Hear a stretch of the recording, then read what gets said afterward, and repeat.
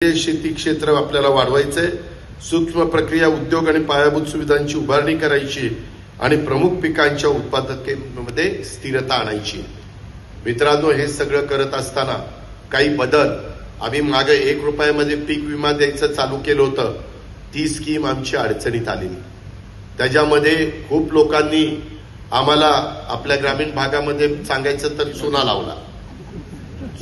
लावला। ते नंतर आम्ही सगळं काढलंय।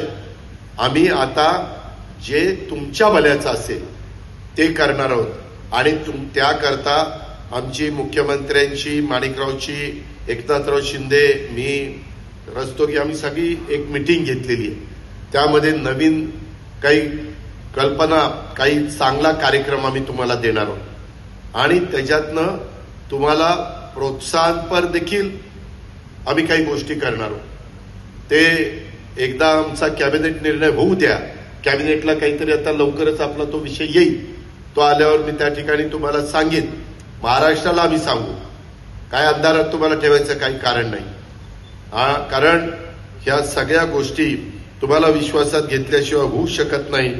हा जो आराखडा आहे तो आपल्या शेतकऱ्यांच्या भवितव्याचा आहे, तुमच्या समृद्धीचा आहे, जिल्ह्याच्या विकासाचा आराखडा आहे। या आराखड्याच्या माध्यमातून आपल्या जिल्ह्यातल्या विशिष्ट भागात विशिष्ट पिकांचं क्लस्टर पद्धतीनं लागवडीला चालना देण्यात येणार आहे।